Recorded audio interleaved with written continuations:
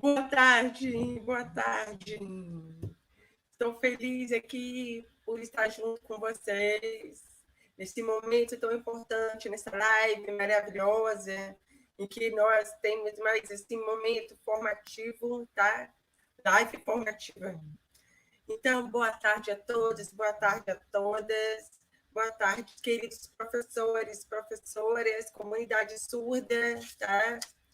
Meu nome é Eliane, meu sinal.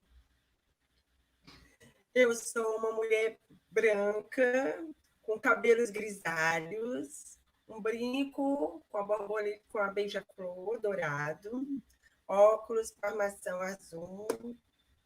Estou sentada numa cadeira azul, com um fundo bege, com um armário, uma estante aqui do lado, tá? Com uma blusa branca de tricôzinho, com um detalhe assim, coisa móvel, tá? Aproveito para passar aqui, que aproveitei que estou em casa para fazer essa live, eu passei em batom, sem correr o risco de sujar com a máscara. Feliz de estar de batom.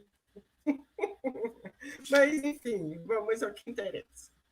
Primeiramente,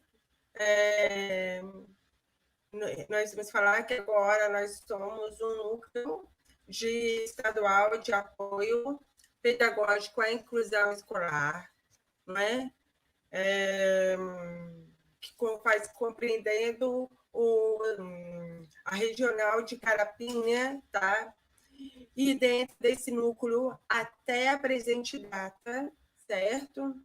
Nós temos o centro, dentro desse núcleo, nós temos o grupo que apoia os professores de deficiência auditiva e surdos, tá?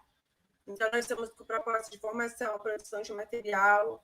Nesse núcleo de surdos, aproveito para dizer que amanhã, semana que vem, nós temos a nossa primeira apostila pronta no padrão já do Núcleo Estadual de Apoio Pedagógico.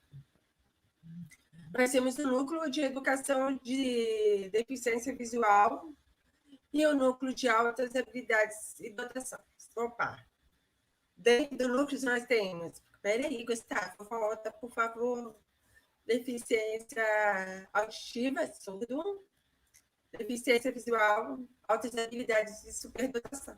Até hoje, é possível, de acordo com a portaria 148R, que foi publicada na sexta-feira passada, que a gente tenha um grupo de deficiência intelectual e transtornos globais de desenvolvimento, tá? E autistas também. E aí eu quero agradecer a essa equipe maravilhosa que compreende o nosso núcleo, tá? Uma equipe potente, uma equipe que está abraçando todo o trabalho de educação especial, todo o trabalho que envolve a acessibilidade dos nossos alunos com deficiências da nossa regional. Então, eu quero dar um parabéns para essa equipe, porque o nosso canal está cheio de coisas maravilhosas, de produção de aulas e materiais, tem as lives no nosso canal, tá? Tem muita coisa legal. Sem esse grupo potente, impossível a gente estar agora nessa live. Então muito, muito obrigada. E eu quero também dar um abraço para a nossa pedagoga Renata, que ela gostaria de estar aqui. Eu estou substituindo a Renata nessa live, tá? Então, também eu quero dar um agradecimento especial aos nossos intérpretes e ao nosso TI Gustavo. Sem Gustavo, nossas lives, eu não sei o que seria. Tá? Então, obrigada. Pode passar, Gustavo.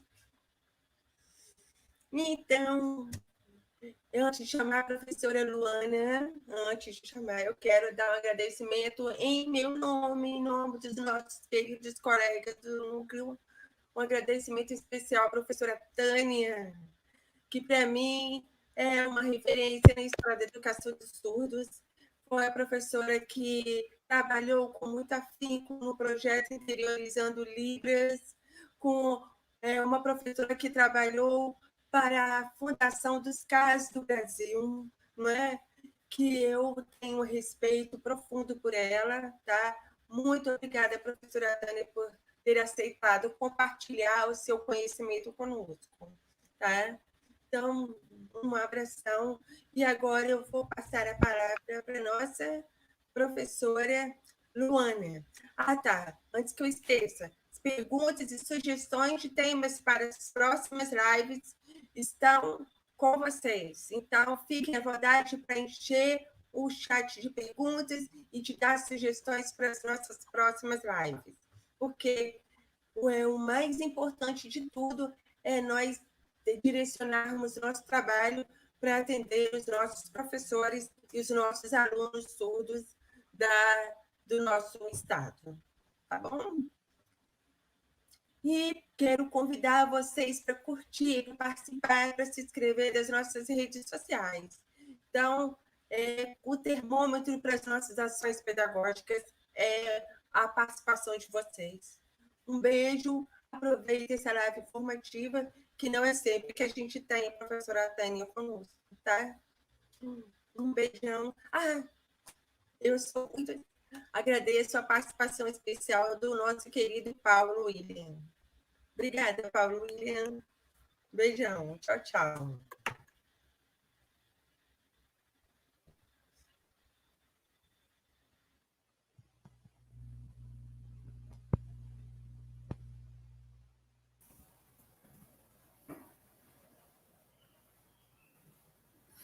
Boa tarde a todos. Primeiramente, eu gostaria de agradecer a todos que estão presentes. Eu vou me apresentar. O meu nome é Luana, esse é o meu sinal visual. Eu sou professora de Libras e eu trabalho dentro do núcleo.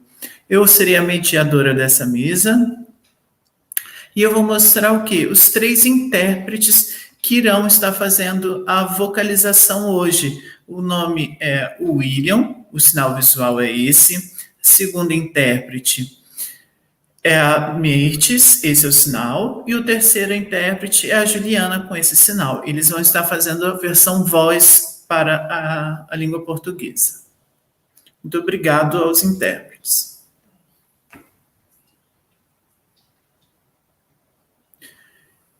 Agora, nesse momento, nós vamos ter uma palestra, né? E vocês vão ter a liberdade de perguntar, de fazer as perguntas. A qualquer momento, vocês já podem estar digitando no chat do YouTube, porque eu vou estar anotando, vou estar copiando, e no final eu vou apresentar as perguntas com o nome de cada um de vocês, tudo bem? Então, agora eu convido a professora doutora Tânia para palestrar falando sobre o resgate histórico da educação de surdos, que ela tem muita informação interessante para vocês, ela tem muito conhecimento para contribuir com todos nós. Bem-vindo, professora Tânia.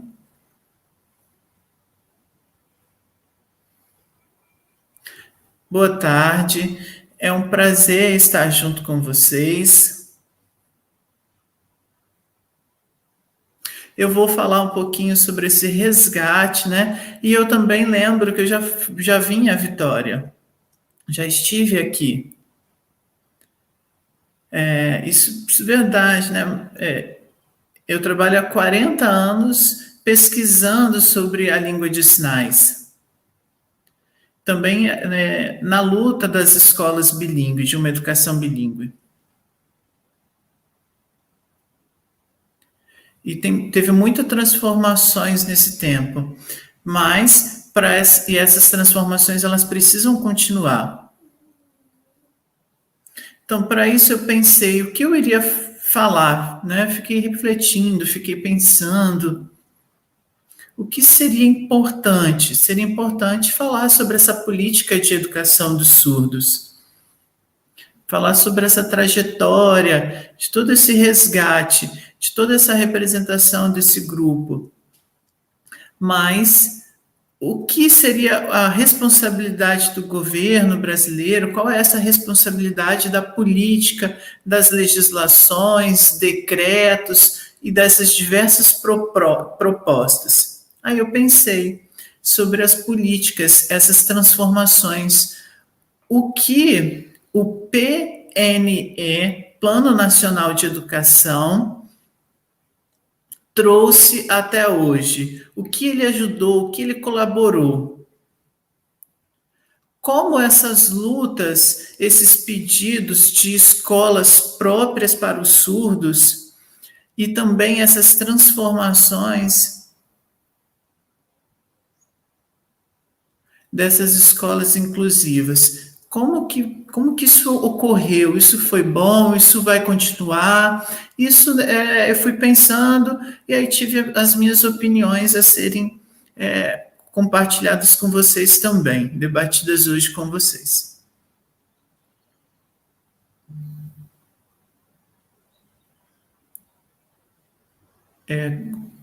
O slide, Gustavo, pode.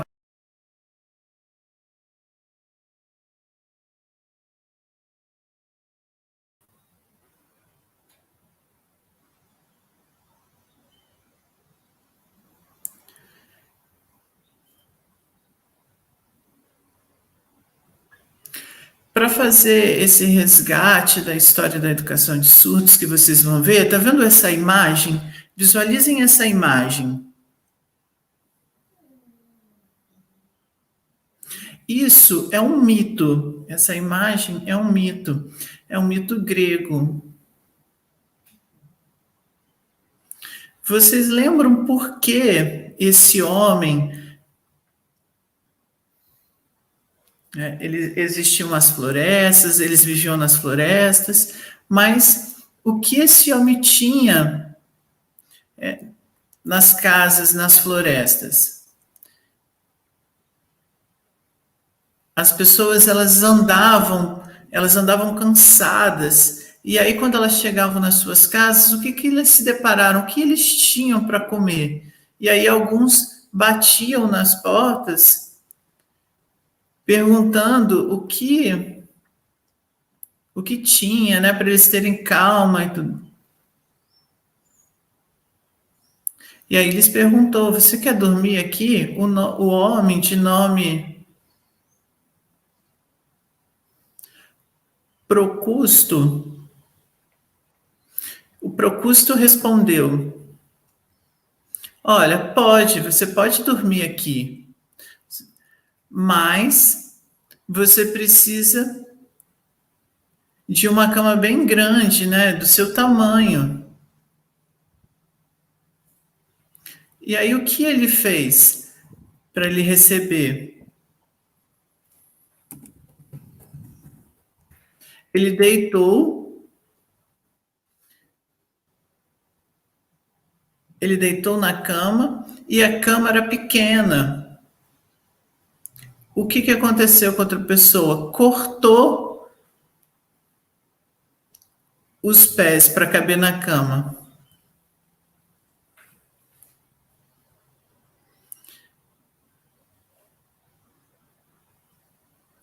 E aí ele foi dormir.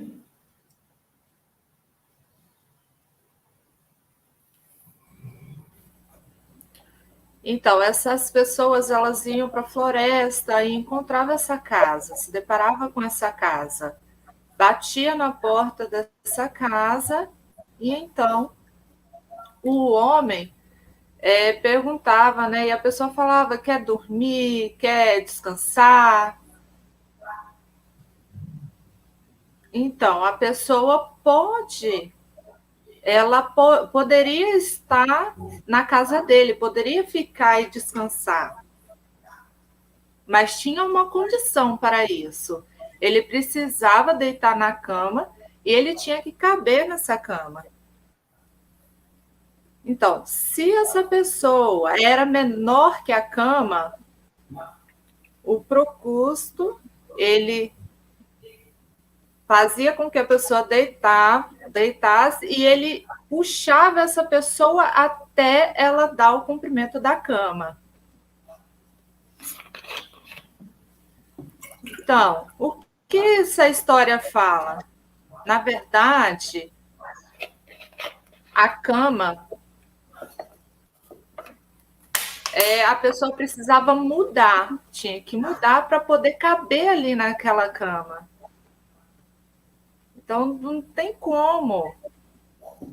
Essa história grega, lembra da educação. A gente faz esse comparativo com a educação. Agora, em relação à política da educação dos surdos, lembra? Vocês lembram?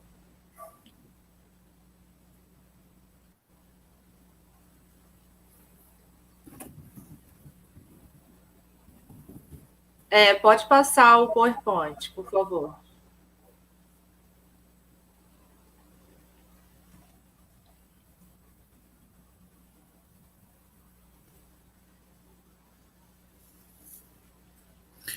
Essa proposta da educação inclusiva, antigamente, haviam 3 sinais, né, na política de inclusão. Esse era o primeiro sinal de inclusão, e aí os surdos não gostavam, né? Parecia que misturava, que jogava os surdos dentro da escola.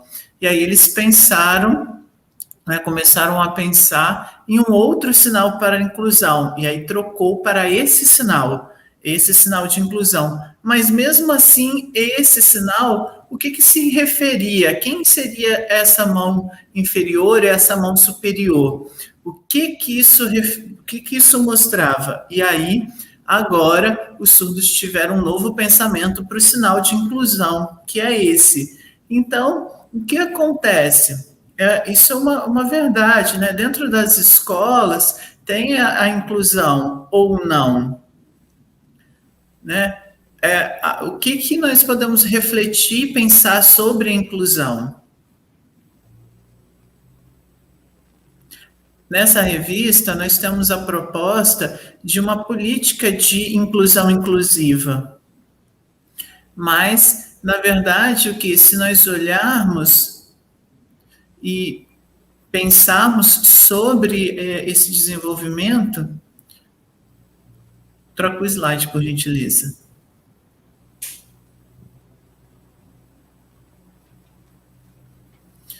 As políticas do governo, ele mostra como o PNE faz um comparativo dos anos de 90 até 2000.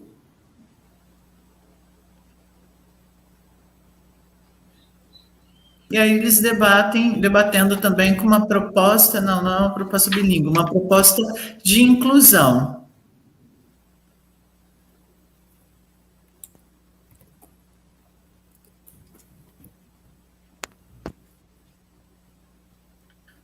Nessa luta, todos precisavam pensar nos decretos da educação especial, que falava o quê? Que o surdo de nome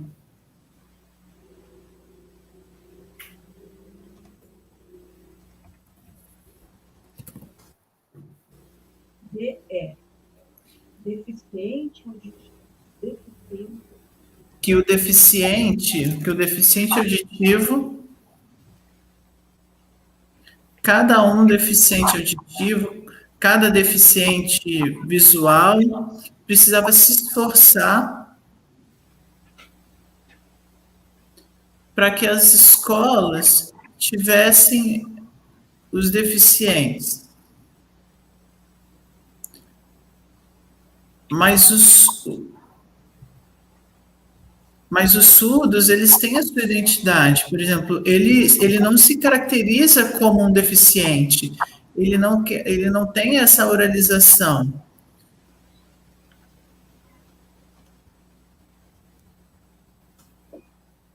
A cultura surda tem um foco que é diferente do deficiente. O surdo tem uma identidade cultural. e ele não aceita ser considerado como deficiente. S maiúsculo. Então, ele se classifica como surdo usando S maiúsculo, por conta da sua cultura, por conta da sua identidade.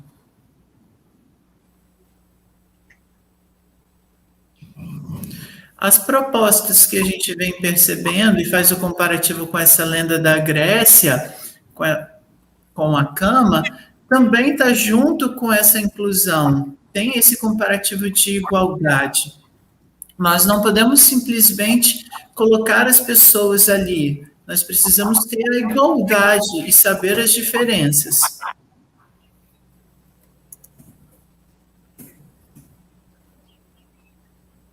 Muda o PowerPoint. Muda o PowerPoint, por gentileza.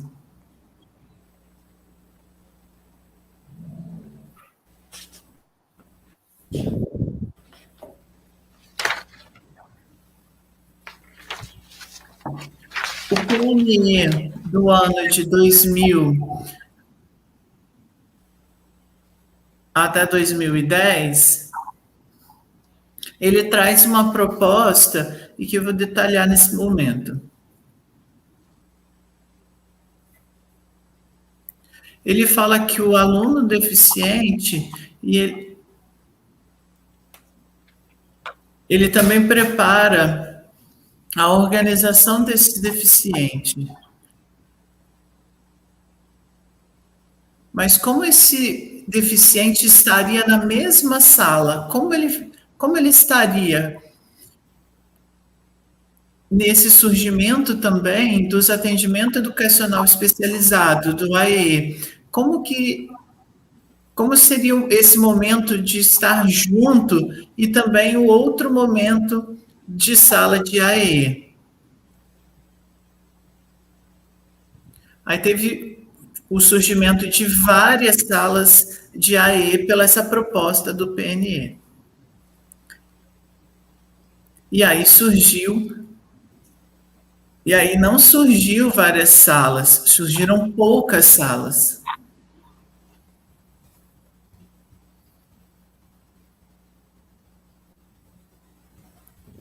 Também nessa proposta,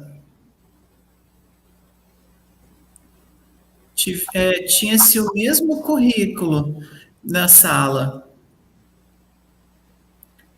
O ouvinte, ele não aprendia Libras. E aí, como o surdo, ele sempre esteve ali, sentado, mas ele não tinha o intérprete, ele não tinha a leitura completa da língua portuguesa, dos livros em português. A comunicação, ela não era fluente, havia umas barreiras de comunicação, e aí o surdo ficava sentado por horas, junto com os ouvintes, não entendia os contextos educacionais, e aí quando eles iam para a sala de AEE, eles tinham essa proposta de ensino de Libras de L1? Não tinha. Então, essa proposta parecia que eles estudavam nas escolas, e aí você perguntava, o que você estava vendo na escola? O que você precisa de ter esse complemento no AE? Eles não sabiam, eles não entendiam. Isso não ficava claro na inclusão. Próximo slide.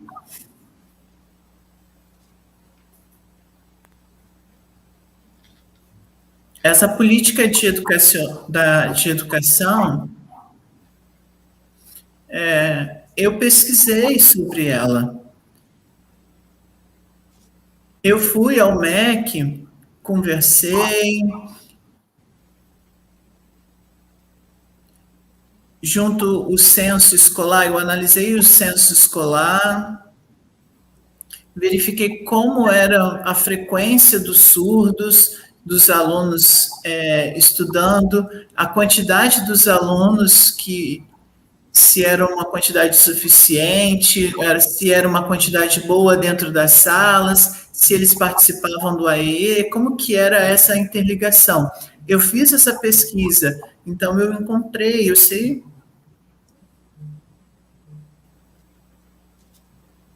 E aí, o que eu encontrei com essa pesquisa?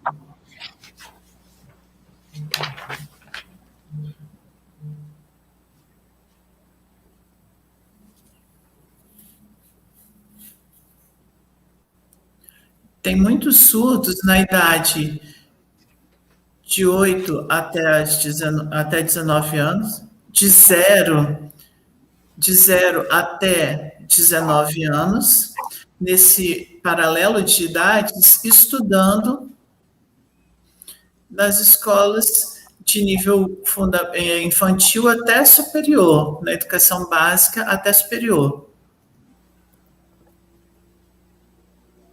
Então, quais seriam esses números de surdos, né? Foram 970,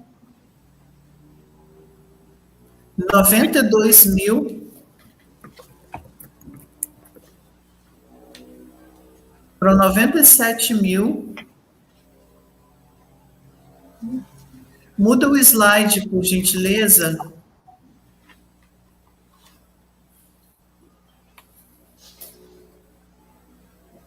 Foram 97.277.766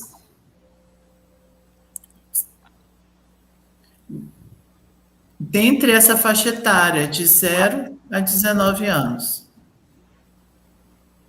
Então, se a gente pensar nesse quantitativo, vejam essa tabela. Aqui tem as informações de 51.549.869. Isso é o quê? Na educação básica, a matrícula na educação básica. Logo embaixo, vocês conseguem...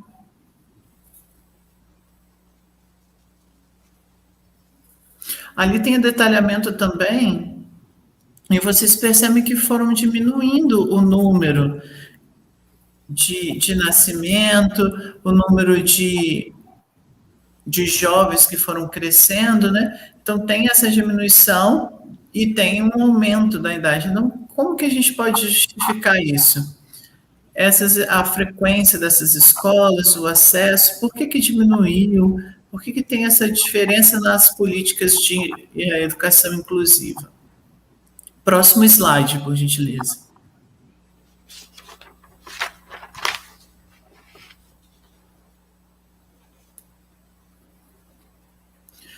Vejam que no passado, em 2002, nós tivemos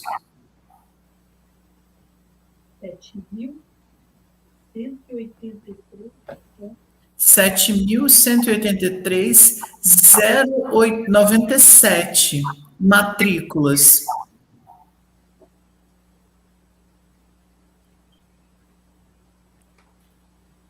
Em 2010, essas matrículas foram um número de 7.560.382. Parece que aumentou, mas o que nós precisamos entender é que essa linha também foi diminuindo, ela foi enxugando, né? Os números de pessoas, eles no comparativos de idade também tem diferença. As escolas foram menos escolas também. Então, como que é esse comparativo?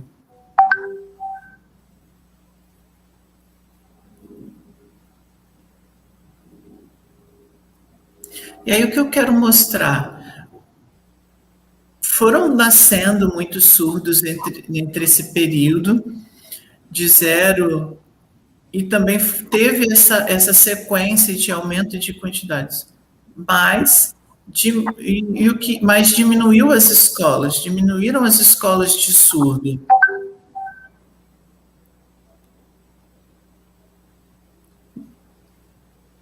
Então, precisava de ter um aumento. Por que foi diminuindo?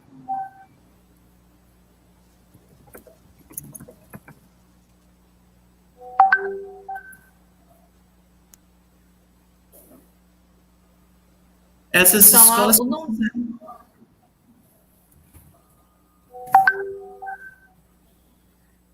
Então, tudo que ocorreu durante esse período é muito estranho. O que aconteceu? O que ocorreu?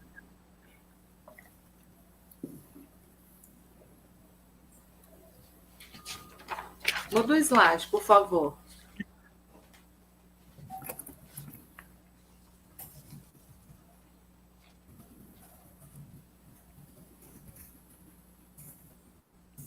Muda.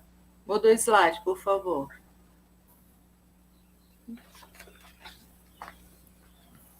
Então, é esse aí.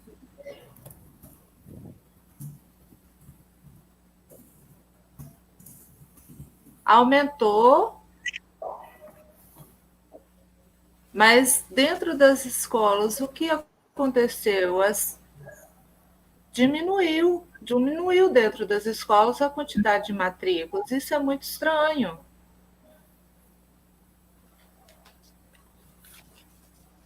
Veja, tem a tabela e veja os anos. E durante esses anos, de 2004 a 2010, diminuiu.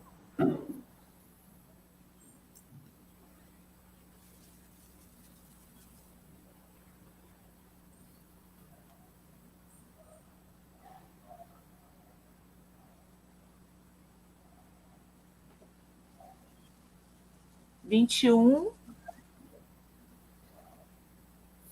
um mil.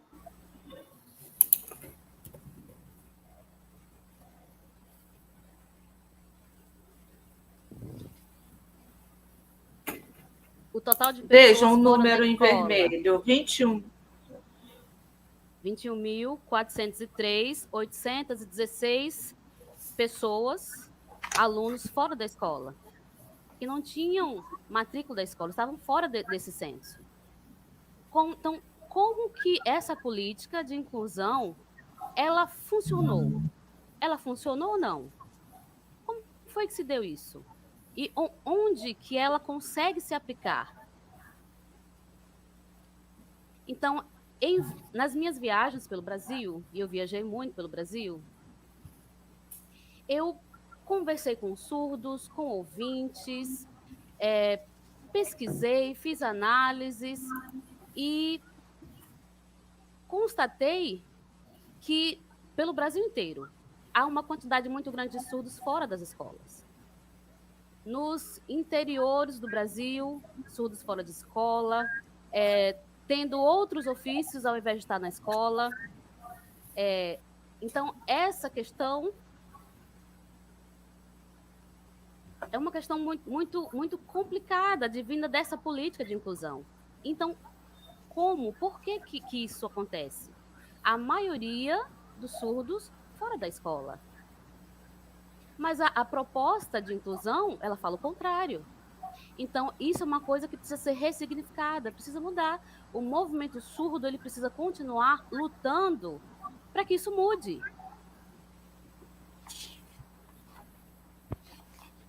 Nas minhas pesquisas, conversando, fazendo comparações, eu descobri o quê?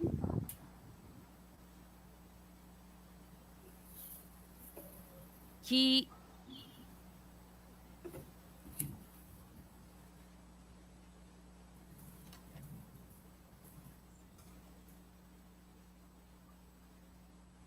existem mais ou menos 7 mil escolas.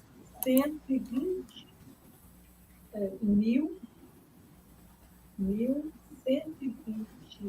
112 escolas. Tá, 112 escolas que foram fechadas. E aí? Como é que a gente lida com isso? E eram escolas que deveriam receber surdos. Escolas para surdos. São as escolas especiais que não deveriam ser fechadas e que a política falava o contrário, mas que sim, estavam fechadas.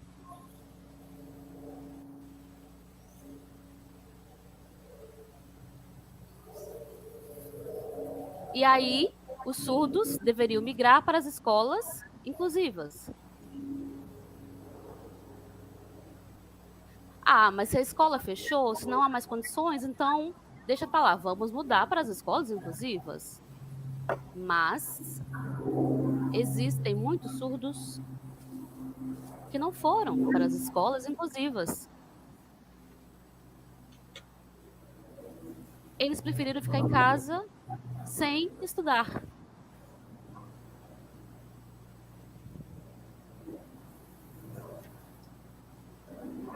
Muda o slide, por gentileza.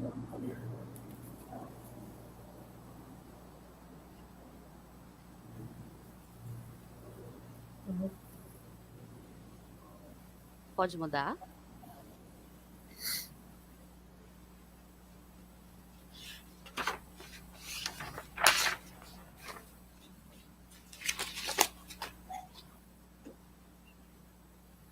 Nessas pesquisas que foram feitas de quantidade de escolas especiais fechadas pelo Brasil todo,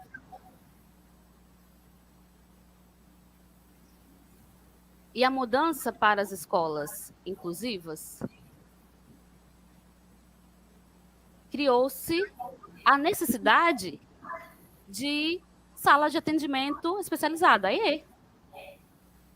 De salas de AE. Mas aí, seria necessário criar quantas salas de AE? Então, nós continuamos fazendo uma pesquisa e descobrimos o quê? Que foram criadas 1.722 salas de AE.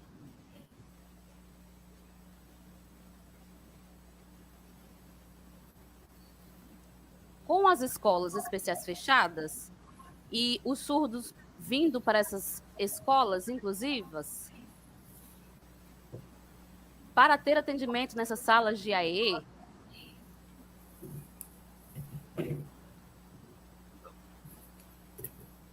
isso equivaleria a 225 alunos por cada sala dessa criada. Mas, e cadê essas salas? Se elas tivessem sido criadas, equivaleria a 225 alunos por cada uma dessas salas. Então, como é que ia se dar isso? Não aconteceu. Mas o que foi que aconteceu? A maioria das escolas inclusivas, não tem sala GE. As escolas especiais fechadas, que eram escolas que atenderiam os surdos, e as escolas inclusivas não tendo condições de atendê-los porque não tinha sala de AE. Por isso,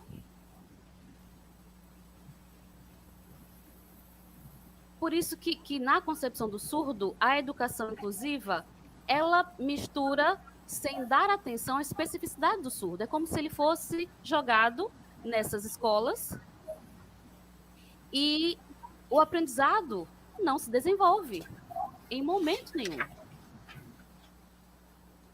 É como se eles tivessem sido jogados, largados nessas salas, nessas escolas. E o número de alunos, por causa disso, começou a diminuir. O número de matrículas foi diminuindo.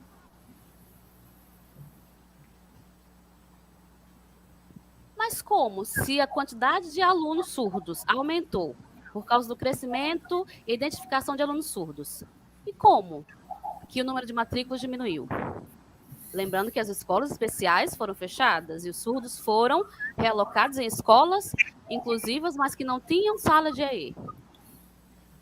E os surdos não aceitaram essa condição, porque o aprendizado ficou para trás.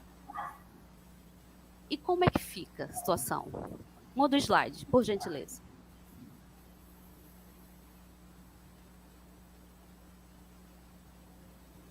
E nas nossas pesquisas, que não parou, né? Nós continuamos pesquisando e continuamos constatando que a situação não melhorou.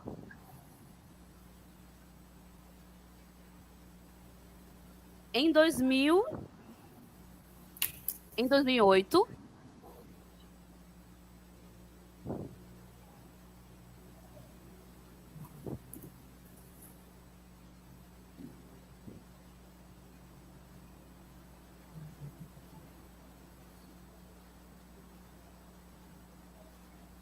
nós tínhamos 532.620 alunos incluídos em sala GE.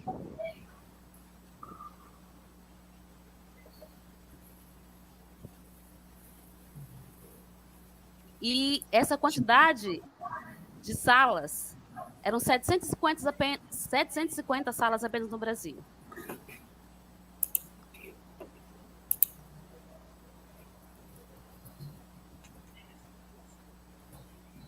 E a quantidade de alunos por sala seria a mesma.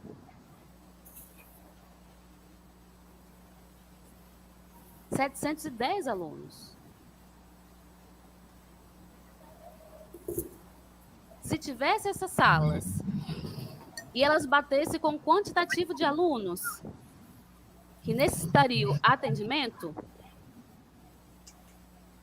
esse mesmo quantitativo deveria ficar numa sala abarrotada de pessoas e o atendimento ali seria impossível. Não se daria, não teria condição de se dar. Mas a proposta, ela validou o quê? Ela mostrou o quê? Que, de verdade, o atendimento ao aluno surdo ele não aconteceu da maneira que deveria acontecer. As escolas especiais fechadas, criou-se incluiu-se em escolas inclusivas, criou-se sala GE, mas o atendimento ao surdo continuou prejudicado. Próximo slide, por gentileza.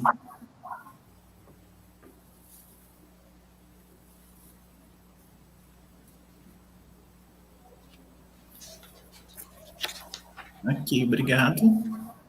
Sim, já trocou.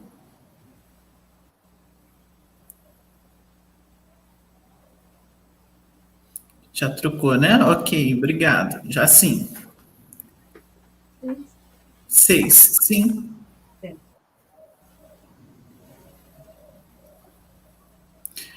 Então, o IBGE, ele mostra também quantas pessoas, né, da população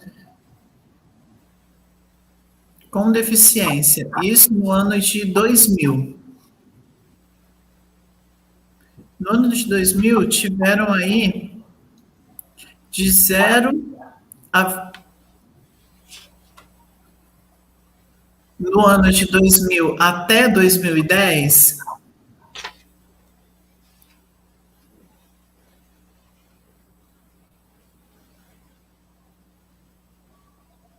tiveram 6.442.925 surdos no Brasil.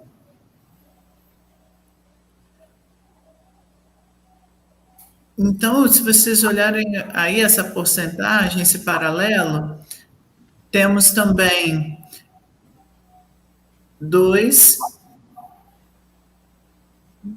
23.677 matrículas de alunos surdos nas escolas. Então, comparem esse quantitativo nos surdos no Brasil, é muito grande, mas a seção das escolas é o mínimo, é muito pequeno, é irrisório.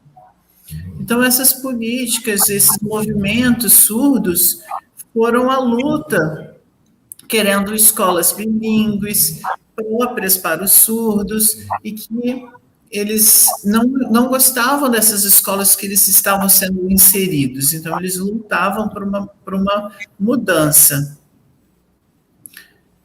Troque o slide, por favor.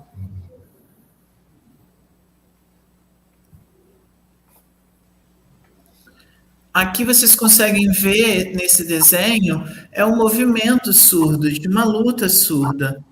No primeiro, de 1800, o que representa esse 1800? Representa o oralismo. Vocês lembram dessa história?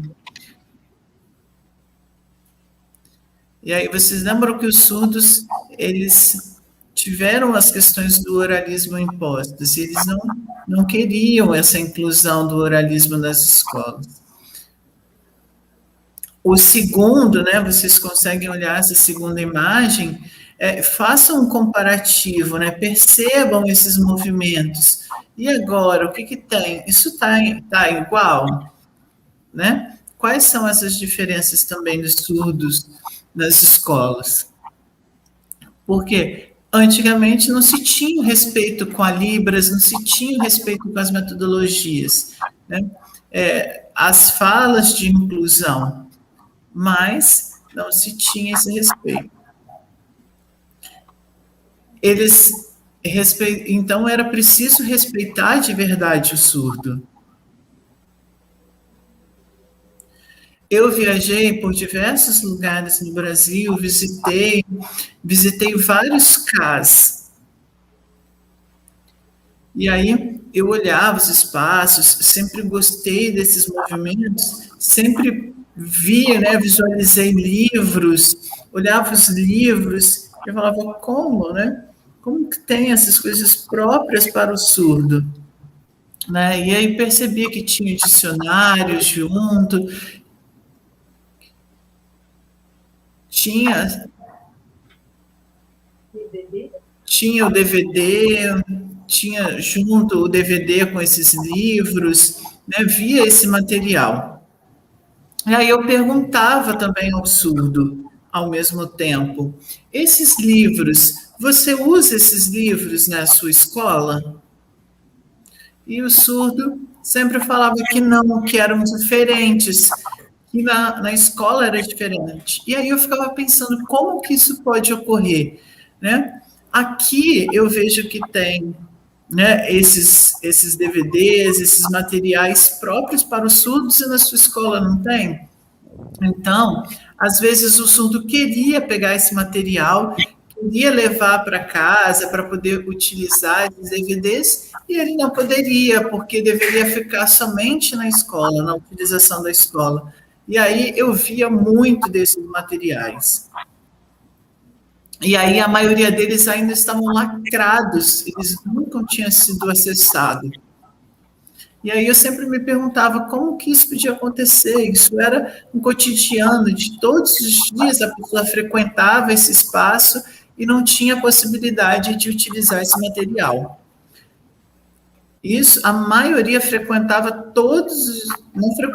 todos os dias a sala de AE, mas tinha a flexibilização dos espaços e tempos que os surdos frequentavam esses locais. Então, alguns, às vezes, uma vez na semana, por exemplo, frequentavam a sala de AE. Nessas escolas, junto com os ouvintes, os surdos não conseguiam entender o que era passado. E aí, uma vez somente na semana no AE, eles também não conseguiam ter acesso ao aprendizado necessário. Por isso, os surdos não queriam ficar nessas escolas. Mas eles não tinham essas mudanças, não tiveram essas mudanças. Percebam que alguns tiveram um bom aproveito, mas a maioria não tiveram. A maioria não. As escolas precisavam de uma proposta, mas algumas têm uma boa proposta, mas a maioria não tinha uma proposta adequada.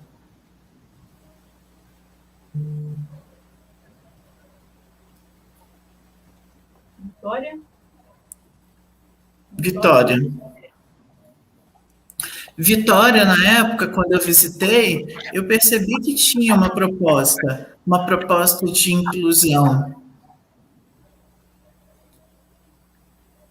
Mas ali todos aprendiam em Libras.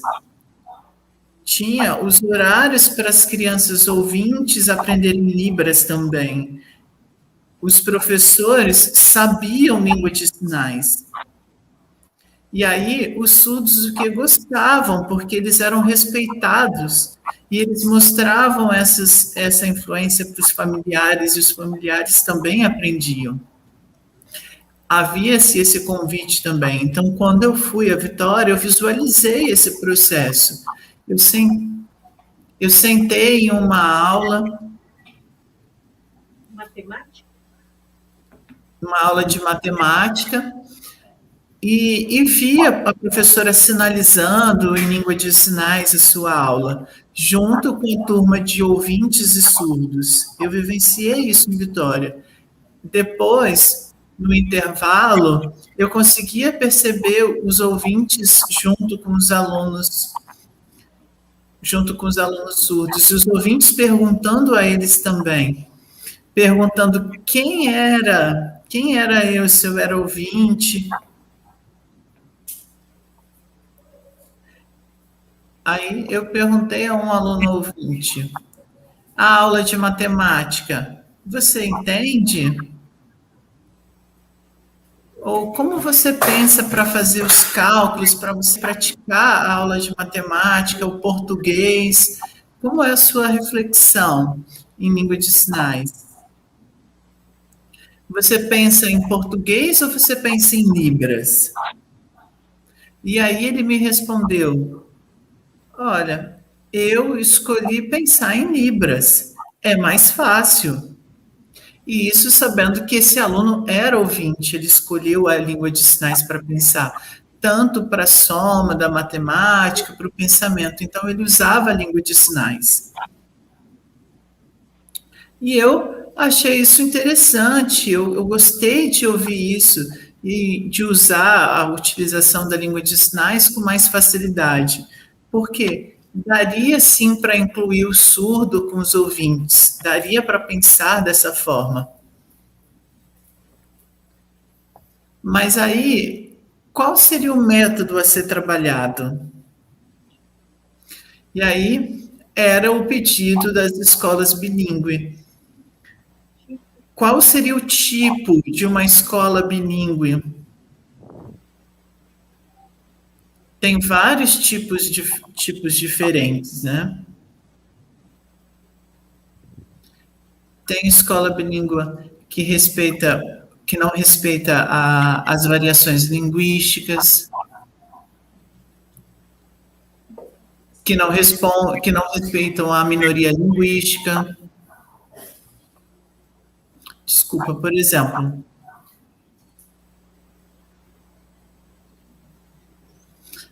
na sala nós temos essa minoria, e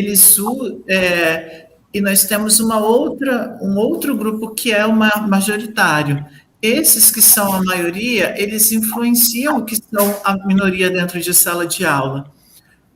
Todos usam o quê? E esse grupo? Alguns utilizam uma língua própria. Parece que o bilinguismo não tem uma igualdade.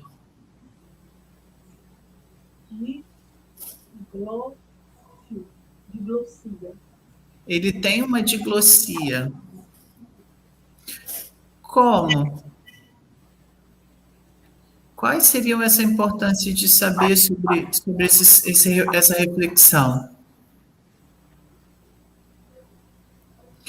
O bilinguismo de verdade, ele não tem isso. O bilinguismo, essa maioria que não tem uma importância com a minoria, ela não tem essa diferença, diglossia. E aí, como essa proposta do ensino bilíngue teria esses vários tipos? Nós temos, sim, essa variação. Nós temos alguns artigos que foram publicados com essa proposta de ensino bilíngue, sobre esses tipos, qual seria o tipo? Então, qual tipo eu escolheria como importante para o surdo?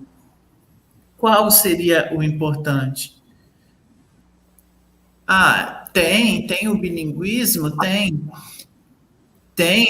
diglossia entre os bilinguismos também, mas o surdo, qual é o que ele respeita? O que nós precisamos respeitar nisso? Por conta desse pensamento. Próximo slide, por gentileza.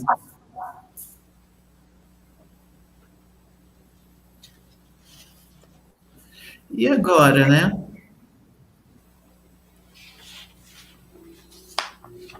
Para o PNE, nesse período de 2011 até 2020,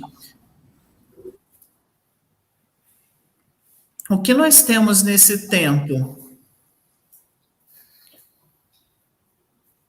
Agora, o que nós podemos ver de mudanças nesse período? Percebam que as minhas reflexões sobre o PNE até 2020, quais foram elas até 2020? Então, quais são as novidades aí que nós temos? O que nós temos de novo de 2011 até 2020? Até 2030. E aí, de 2021 até 2030, o que nós teríamos nesse decêndio? Nós não temos nada.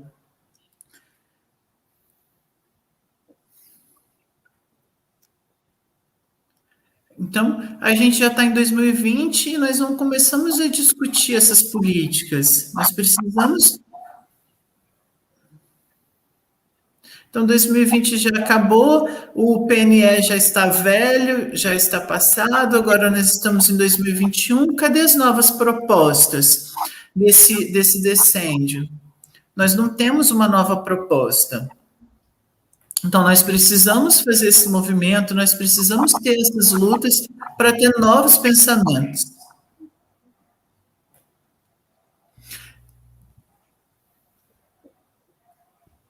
Nós precisamos dessa escola própria para os surdos, dessa inclusão.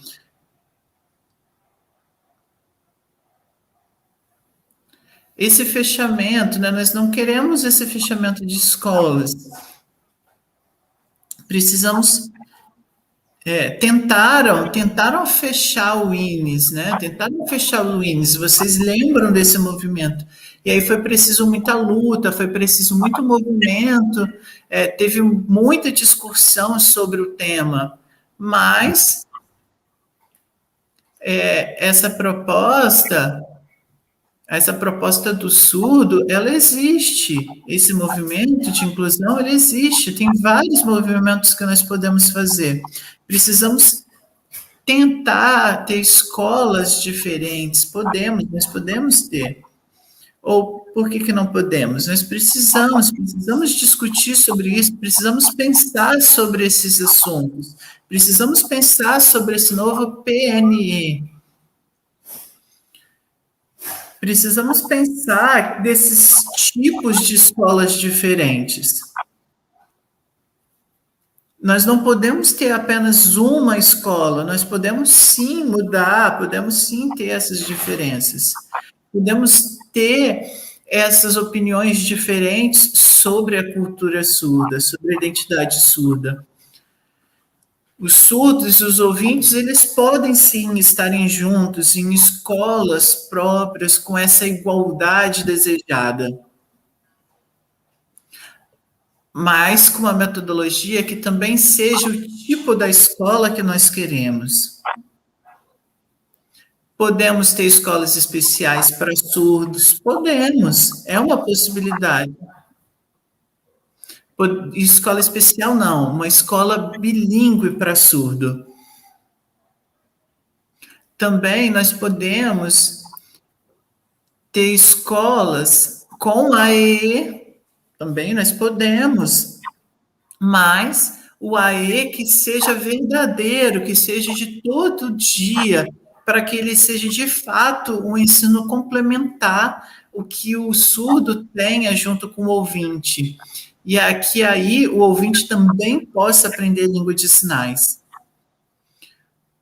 E que o professor saiba a língua de sinais, que tenham intérpretes nessas escolas. Agora, isso parece um sonho, né?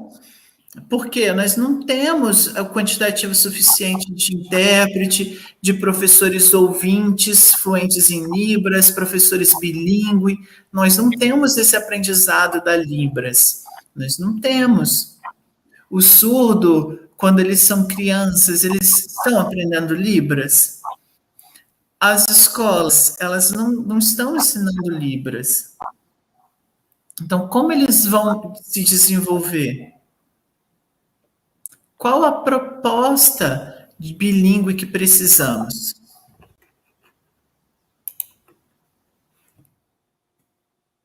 Muda o slide.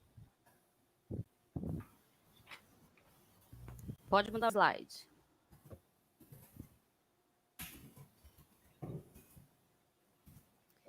Finalizando, então. Lá atrás, né, nós tínhamos, sim, escolas especiais próprias para surdos, escolas onde os surdos se sentiam bem, que eles gostavam de estar, escolas boas, escolas muito boas, escolas muito boas. E por que elas fecharam?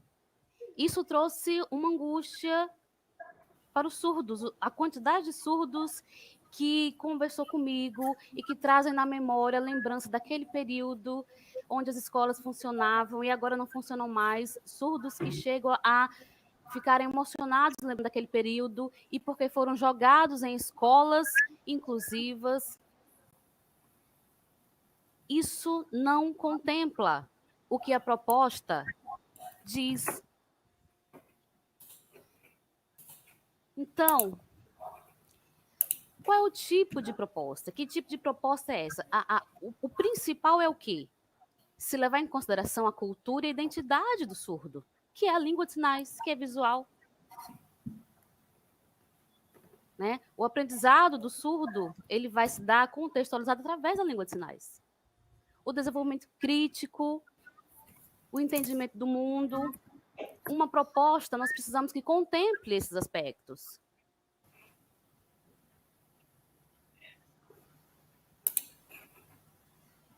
O texto final, né, que é a palavra do surdo, da surda, né?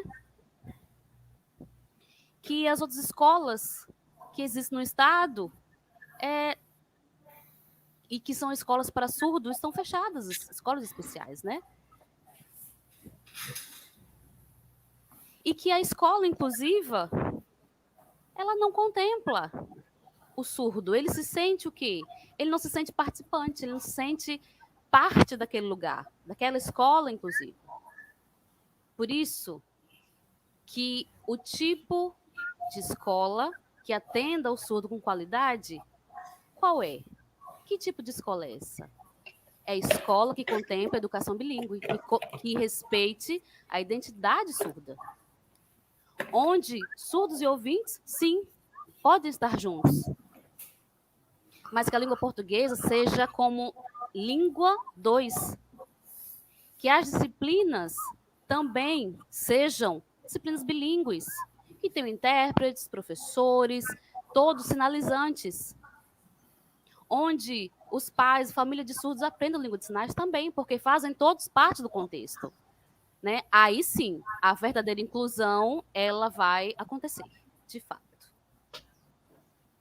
Nós precisamos continuar lutando. Por hora, ainda é um sonho. Precisamos continuar lutando.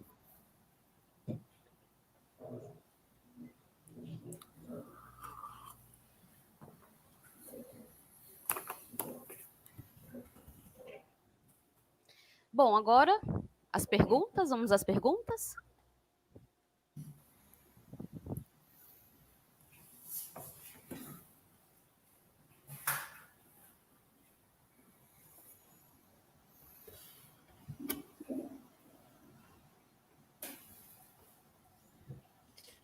Parabéns, professora. Tá. A sua palestra foi maravilhosa. Eu estava vendo o filme, lembrando de toda a trajetória, desde o surgimento do final da inclusão, não é? E história do movimento, e todo esse processo educativo para o surdo. Tá? Então, agora vou passar a palavra para a professora Luane. E vamos ver, eu vi no chat, tem umas perguntas maravilhosas e problematizadoras. E vou passar para a Luane.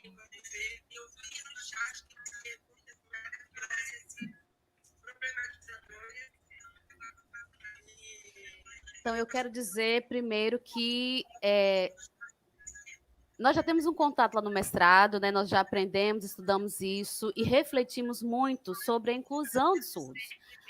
O antes, o depois, com relação às escolas, às pesquisas. Então, é um tema que faz parte da nossa vida, sim.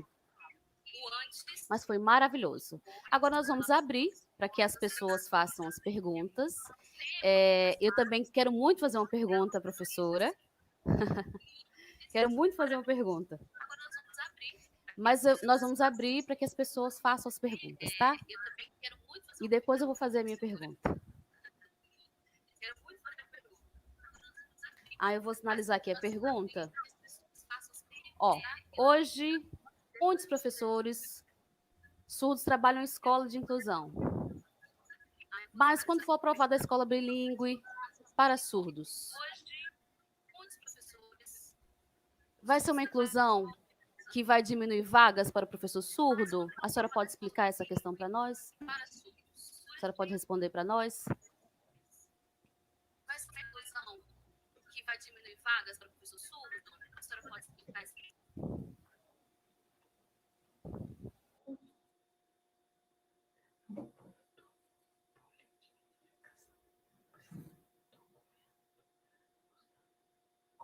Né, da proposta que vai ser feita, organizada. Depende de como ela vai se dar. Nas minhas pesquisas, eu pude perceber, e também pude, como eu mostrei hoje a vocês, né, nas minhas pesquisas, o quê? No site? No site. No site do MEC, né? Vocês podem até fazer as pesquisas, buscar informação. Lá tem todas as informações que já foram coletadas e dá para a gente fazer uma comparação, um comparativo. Né? Das escolas, do nascimento de surdos, mas hoje, agora, antes, né? Não tinha uma proposta, não tinha. Não se tinha nada. Não se tinha nada. Não tinha dados, não tinha dados. E hoje, a gente consegue buscar essas informações, fazer um comparativo e mostrar. Mas é uma coisa que chama muito a nossa atenção. Onde estão essas informações com clareza? Por que essas informações não estão divulgadas amplamente? Por que a gente não tem acesso às informações verdadeiras, minuciosas? Para a gente poder fazer um comparativo. Né? Para a gente poder comparar o período passado com o período de hoje, pegar essas informações, fazer um comparativo hoje. Por que não é possível fazer? Como é que a gente vai fazer, então? A política de inclusão bilíngue ela existe, tá? Ela pode ser até mostrada, mas os detalhes, onde é que estão? Onde é que a gente vai conseguir encontrar o detalhamento para poder fazer até um balanceamento, uma comparação? Eu penso que não teria problema surdos e ouvintes estarem numa escola inclusiva, se os professores fossem surdos, se o tipo da escola favorecesse isso. Ouvintes poderiam, sim, estar como professores ou surdos como professores numa escola bilíngue. Né? Surdos com formação em L2. Eu, como ouvinte, por exemplo, sentado numa sala inclusiva, aprendendo tal qual surdos, com a presença do intérprete ou não. Isso pode acontecer. Mas dependendo do tipo de escola, de educação, e se for uma escola com foco no surdo. Os ouvintes, por exemplo, podem acessar. Tem ouvintes que têm irmãos surdos, por exemplo, que podem acessar as escolas, podem ser alunos dessas escolas. E podem aprender e desenvolver também a língua de sinais, para que no futuro sejam futuros profissionais da tradução e interpretação. Sim, mas as escolas precisam atender de igual maneira surdos e ouvintes e professores qualificados para atender os dois. Professores que tenham língua de sinais, por exemplo. Pode acontecer. Por isso que é importante, né, o professor surdo ter formação, os professores terem formação em diversas disciplinas, porque isso vai padronizar o ensino e isso pode, inclusive, favorecer a educação bilíngue, porque o professor, ele sabe língua de sinais. E os professores que fazem parte do corpo têm formação em diferentes disciplinas, mas com o uso da língua de sinais. É algo que a gente precisa refletir muito. Só complementando aqui, o surdo é obrigado a ser professor de Libra só? Eu posso ser surdo e posso ser formado em geografia, em matemática, em disciplinas diversas. Eu posso fazer isso. Eu, como surdo, posso ter essa formação diversificada. É um direito meu. E sim, aliar a língua de sinais. Para que, de fato, a inclusão ela aconteça. Muito bem, entendi, verdade. Muito importante seu pensamento.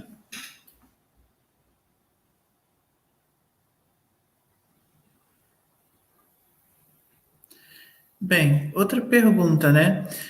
Quando for aprovado essa modalidade do ensino bilíngue de surdos, aqui no município de Vitória, por exemplo, tem poucos surdos. Dá para criar escolas bilíngues para os surdos?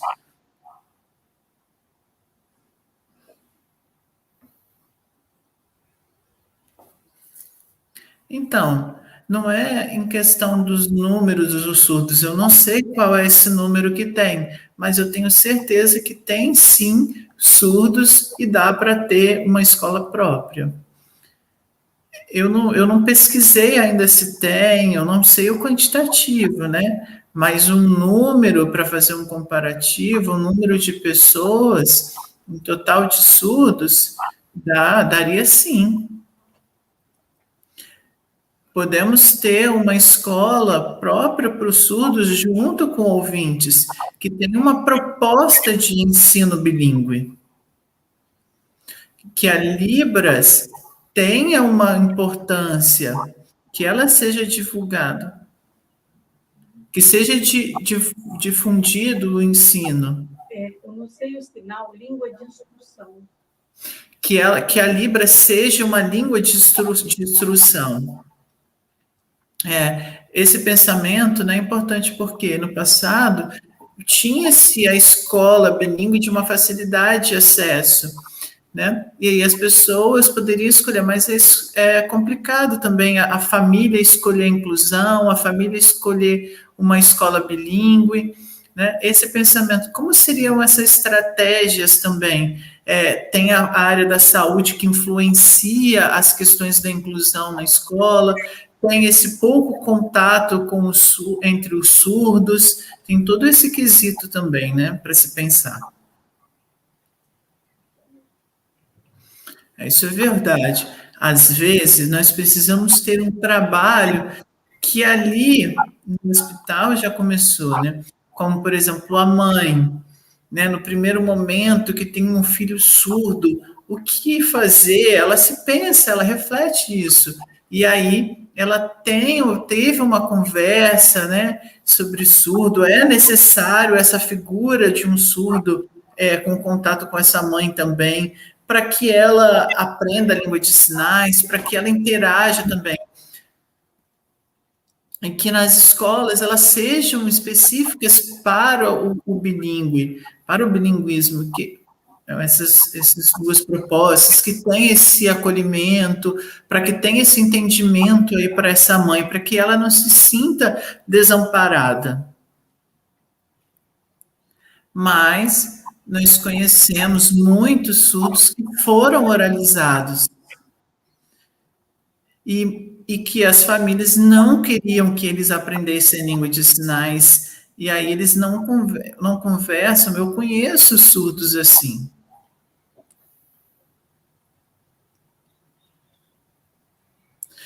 Eu conheço famílias que, nas escolas onde eles frequentavam, eles não conversavam.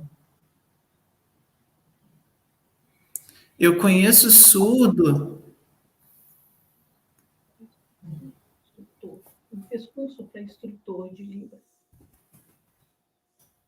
Eu conheço surdo que tem curso de instrutor e que tem a família ouvinte. E aí eles falavam comigo: eu não uso Libras, não preciso usar Libras nas escolas. E aí eu falei assim, mas você pode ensinar. Não, mas eu falo em português, eu falo português. E aí o surdo não entende essa questão também da identidade, da Libras, da identidade cultural. Como isso é possível? Ele é instrutor, ele sabe ensinar Libras, ele tem esse diálogo em língua de sinais, e aí como seria isso possível entre o surdo e o ouvinte, né? Essa igualdade. O surdo, ele tem os filhos, nascem.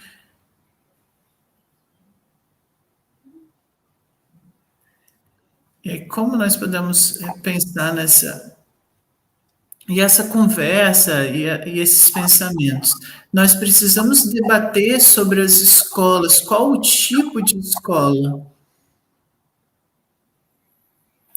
Então, nós temos essas diferenças, né? Então, por exemplo, filhos surdos que são influenciados ao implante coclear, isso acontece também. Muito boa a sua resposta. Agora, uma outra pergunta.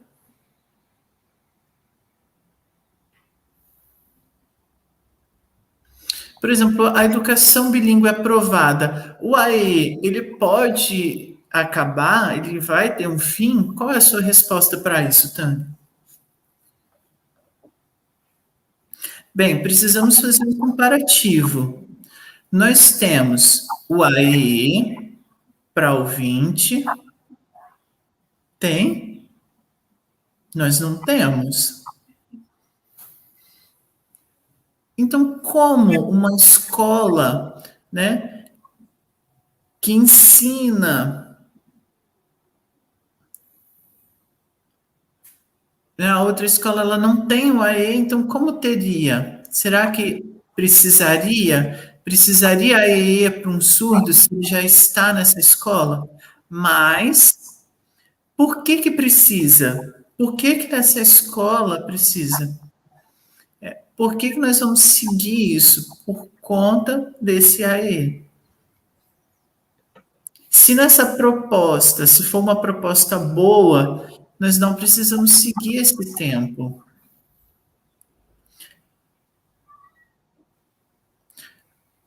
Se essa proposta for de inclusão ao surdo, será que precisa o AE? O ouvinte não precisa. A inclusão, se ela for verdadeira, o surdo não vai precisar. E aí, a gente tem esse comparativo dos dois também, né, de não ter ou de ter. Se for uma escola boa, uma escola completa, verdadeira, não há necessidade. Muito interessante. E aí eu gostaria de complementar o quê? Essa inclusão do surdo, aqui, às vezes, ela tem um distanciamento, ela tem umas falhas no AE.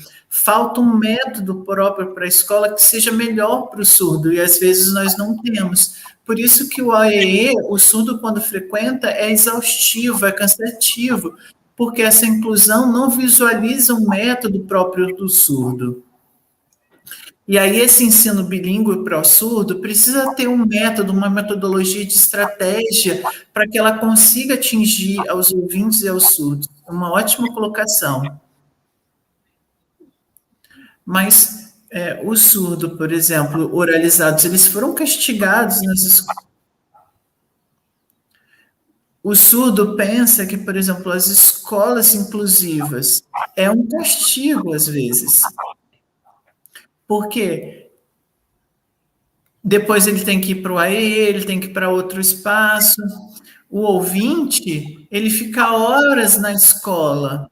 E aí ele tem todas as movimentações. Tem as brincadeiras, tem as coisas específicas. O surdo, não. A escola inclusiva está ali e depois, em outro momento, ele vai para o AE. E aí, ele lá no AE que ele frequenta para poder aprender. É diferente dos alunos ouvintes. Porque ali na escola, ele não está aprendendo, ele só aprende lá no AE. Então, precisa ser discutido sobre essas políticas, sobre essas mudanças que precisam ser feitas nas escolas. O surdo, ele precisa do AE, ele precisa de uma outra escola.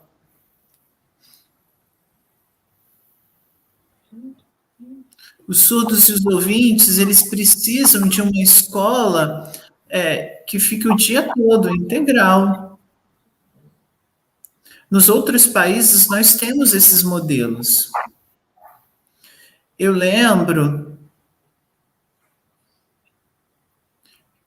que uma mãe e uma filha, que a minha mãe, eu me confundi, desculpa. A minha filha, ela foi para os Estados Unidos, ela foi junto comigo, né, eu como responsável.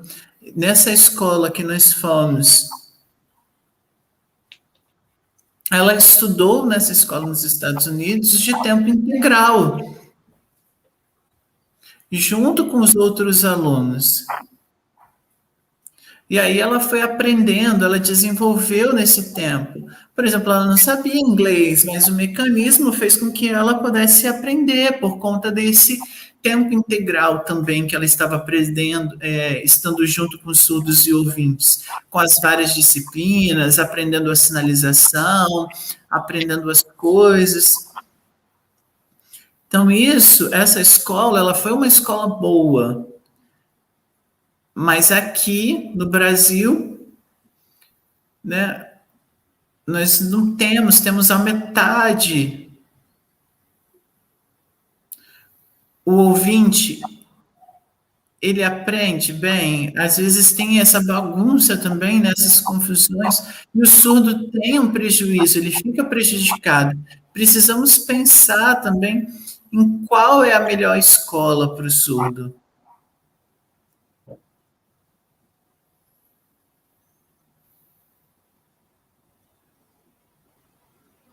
Então, eu gostaria de finalizar fazendo uma pergunta minha, né? Eu fico pensando, né, sobre essas pesquisas da educação bilíngue para surdo e da inclusão. E agora eu sei desses movimentos, esses anseios do foco do ensino bilíngue para surdo.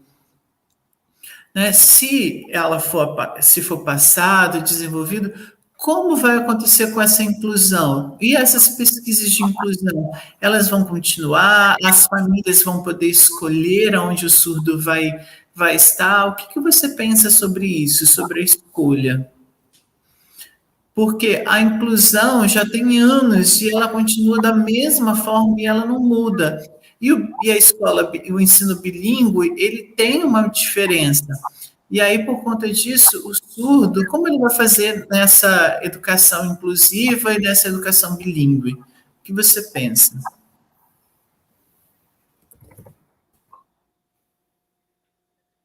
Então, da mesma forma como eu comecei a minha palestra, né? Precisamos discutir sobre o ensino de surdo.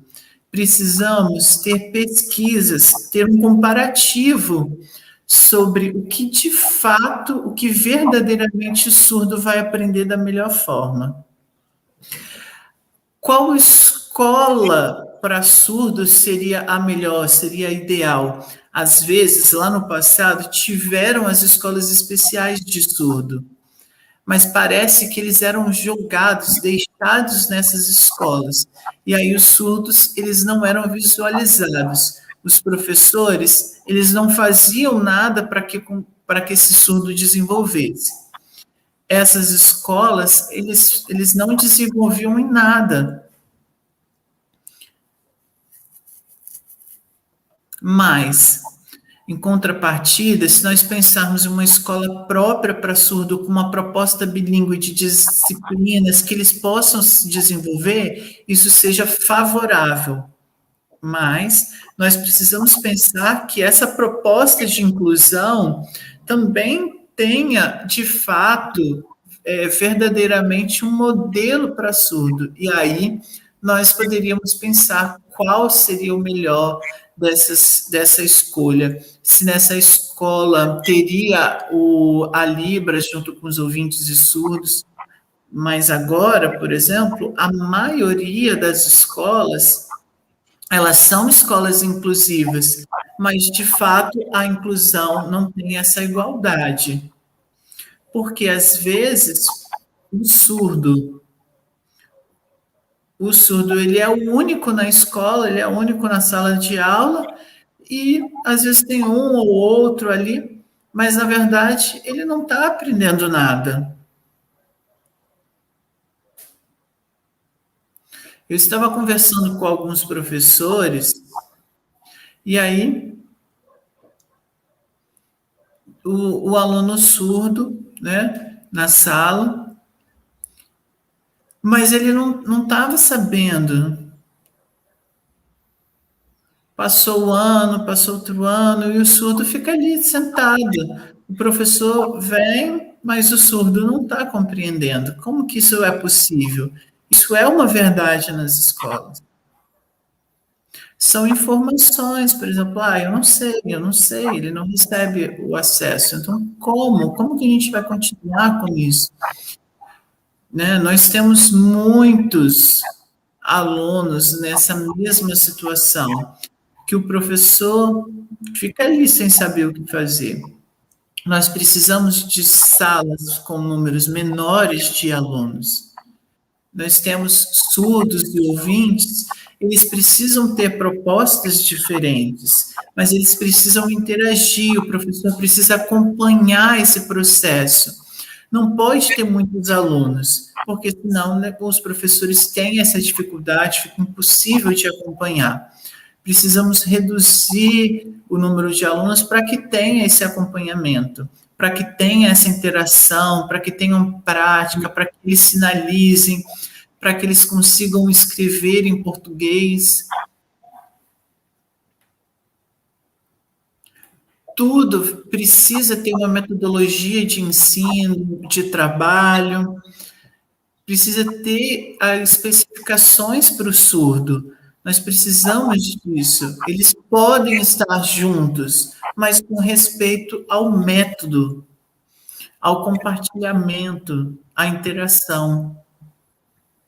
Certo, entendi. Por isso é muito importante essas duas pesquisas e essas respostas diferentes. Eu torço sim para que seja aprovado o ensino bilíngue, que ele tenha um modelo e que esse modelo de ensino bilíngue favoreça as escolas inclusivas também. Eu torço por isso. Ok, tudo bem, podemos finalizar para o nosso tempo, 1h30. Eu queria agradecer muito a professora Tânia. Eu te amo, professora, eu estou junto com você também no mestrado. Eu queria agradecer muito a professora Tânia. Eu te amo, professora, eu estou junto com você. Aliane. Obrigada. Eu queria agradecer muito a professora Tânia. Tem barulho. Eu te amo, professora, eu estou junto com você.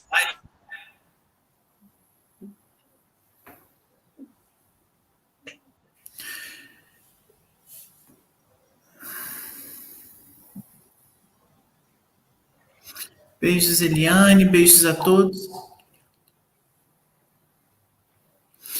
Tânia, muito obrigado pela palestra.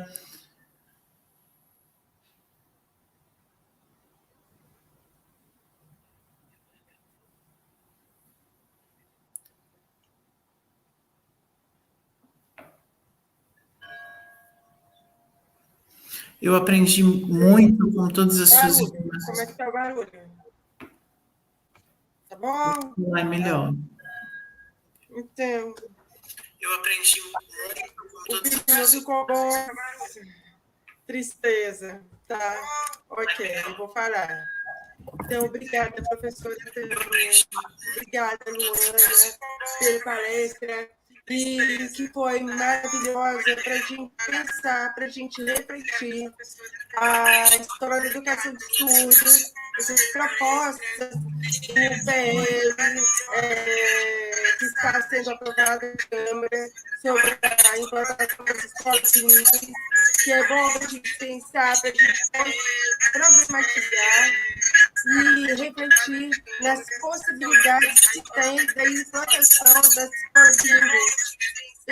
Como a senhora falou, tipo de escola, tipo de trabalho, respeitar a regionalismo, mas sempre pensar na disposição de estudo numa forma, no método que possibilite que esse estudo seja alfabetizado. Não é? Porque que o estudo possa adquirir. Eliane, você está com o YouTube aberto? Segunda língua é português escrito, tá? De forma igualitária. De forma igualitária.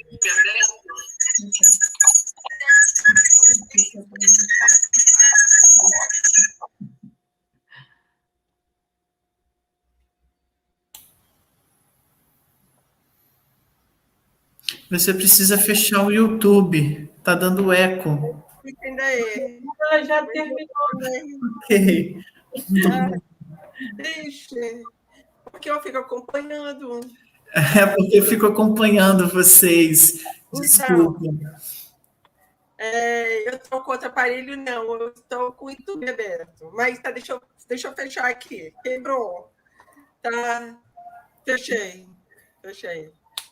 Então, de forma que o aluno surdo possa adquirir sua língua de instrução, que ele possa ser alfabetizado, não é? Porque eu acho que hoje a maior dificuldade, hoje não, dificuldade de anos, séculos, é possibilitar que o surdo tenha uma aquisição linguística, pelo menos aquela língua do país, né? Aquela modalidade escrita, tá? E, então, mais uma vez, eu quero agradecer muito esse encontro maravilhoso que nós tivemos aqui, né? Obrigada aos intérpretes, obrigada, Luana. Desculpe as falhas tecnológicas. Tudo bem, professora? Eu gostaria de um minutinho também. Um minutinho para complementar. A Libras é uma língua oficial do Brasil. Ela é a língua oficial dos surdos. É um direito a Libras estar nas escolas. Nós temos duas línguas oficiais no Brasil. Nós temos o português e a Libras. É lei, nós conseguimos isso. Então, é obrigatório a Libras na escola, em todas as escolas. Isso é uma obrigação. Então, obrigada. Tchau. Novamente, desculpa as falhas, tá? Um abraço. Hora da foto. Oba, vamos fazer sorriso. Cadê?